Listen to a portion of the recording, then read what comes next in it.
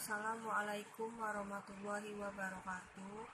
Perkenalkan, nama saya Adi Dianopita dengan NIM 5011800135 dari kelas 4D Ekonomi Syariah. Mata kuliah Ekonometrika, dosen pengampu Bapak Primadi Prasetyo, SI MSAK. Di sini saya akan menjelaskan hasil PPT yang sudah saya buat dengan judul Penanganan Data Ekonometrika dan Analisis Lanjutan dalam Regresi Linier.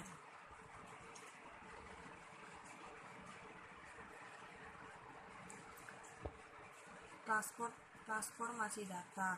Transformasi data adalah upaya untuk melakukan dengan tujuan utama untuk mengubah skala pengukuran data asli menjadi bentuk lain, sehingga data yang dapat memenuhi asumsi-asumsi yang mendasari analisis mendasar.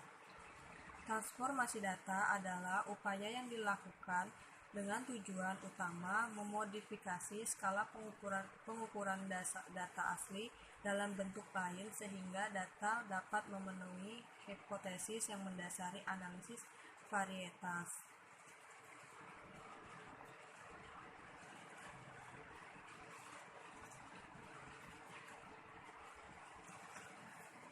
Jenis-jenis transformasi data. Yang pertama ada transformasi square root atau akar, 2 transformasi logaritma, 3 transformasi Archin, 4 transformasi square atau kuadrat, 5 transformasi kubik atau pangkat 3, 6 transformasi inverse atau kebalikan, 7 transformasi inverse square root, kebalikan dari akar, 8 transformasi inverse square atau kebalikan kuadrat, 9 transformasi inverse kubik atau kebalikan pangkat 3, 10 transformasi reverse square atau balik skor.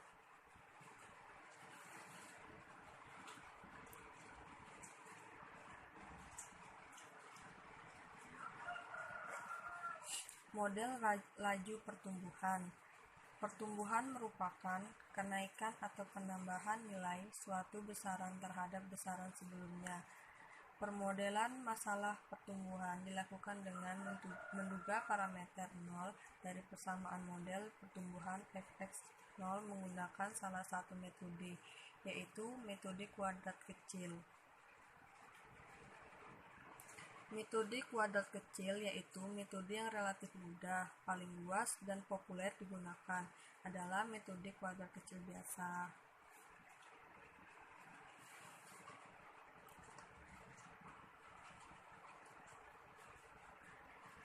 Di sini bentuk model pertumbuhan, di mana Y sama dengan nilai pada waktu T, Y0 ya nilai pada waktu awal, R presentasi pertumbuhan relatif terhadap awal.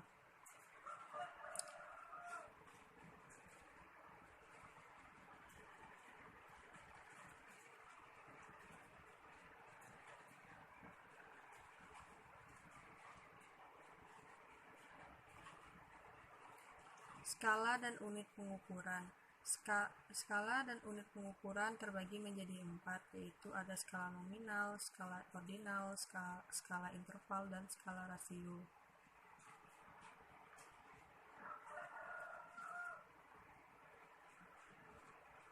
Skala nominal. Skala nominal adalah skala yang semata-mata hanya untuk memberikan indeks atau nama saja dan tidak mempunyai makna yang lain. Contoh, data uni, kode A dan kode B. Keterangan, kode 1-4 A semata-mata hanyalah untuk memberi tanda saja dan tidak dapat dipergunakan sebagai perbandingan antara satu data dengan data lain. Kode tersebut dapat saling ditukarkan sesuai dengan keinginan peneliti atau menjadi alternatif B tanpa mempengaruhi apapun.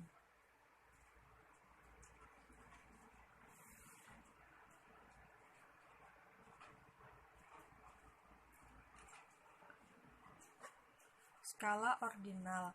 Skala ordinal adalah skala ranking, di mana kode yang diberikan memberikan urutan tertentu pada data, tetapi tidak menunjukkan selisih yang sama dan tidak ada nol mutlak.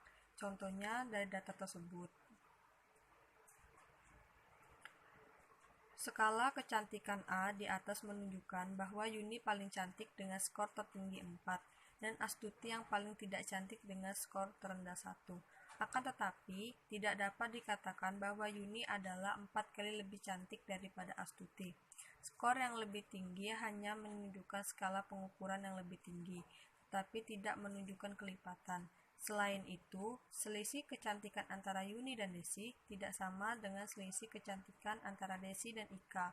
Meskipun keduanya mempunyai selisih yang sama, skala kecantikan pada A dapat diganti dengan skala kecantikan B, tanpa mempengaruhi hasil penelitian. Skala nominal dan skala ordinal biasanya mempergunakan analisis statistik non-parametrik. Contoh korelasi Kendall, korelasi Rank-Spearman, Chi-square, dan lain-lain.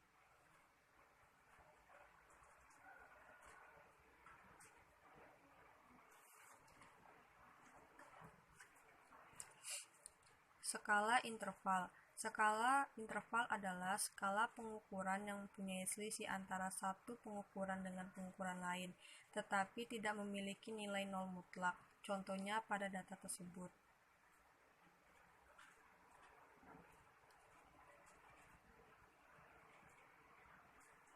Tabel di atas menunjukkan bahwa nilai A setara dengan 4, B setara dengan 3, C setara dengan 2, dan D setara dengan 1. Selisih antara nilai A dan nilai B adalah sama dengan selisih antara B dan C, dan juga sama persis dengan selisih antara nilai C dan D. Akan tetapi, tidak boleh dikatakan bahwa Yuni adalah 4 kali lebih pintar dibanding Astuti, atau Ika 2 kali lebih pintar daripada Astuti. Meskipun selisihnya sama, tetapi tidak mempunyai nilai nol mutlak.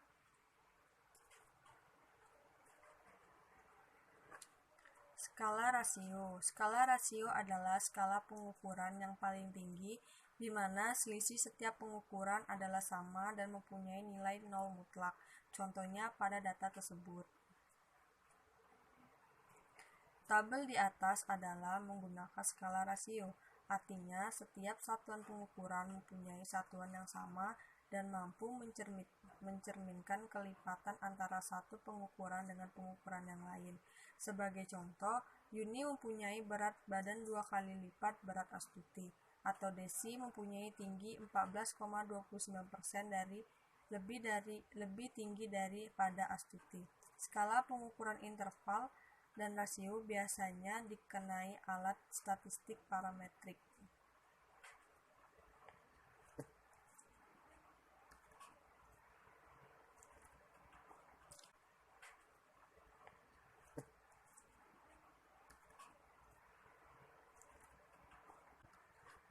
Pemilihan bentuk fungsi. Dalam bentuk fungsi yang cocok diperlukan kombinasi beberapa kriteria yang ada di dalam teori ekonomi, seperti goodness of fit dan kesederhanaan. Tidak ada aturan yang pasti untuk menentukan bahwa suatu bentuk fungsi adalah yang paling cocok pada masalah tertentu. Namun, ada sebaiknya memperhatikan beberapa kriteria umum berikut ini. 1. Dalam memilih bentuk fungsi harus memakai basis teori ekonom. Pada hakikatnya, tujuan ekometrika adalah memberikan isi empiris teori ekonomi. Kalau pemilihan bentuk fungsi hanya berdasarkan pada keindahan bentuknya saja, tanpa kebenaran secara teoritis, maka yang diperoleh hanya sekedar suatu pengukuran tanpa teori. Pendekatan semacam ini bukanlah analisis ekonometri. Dua kecil.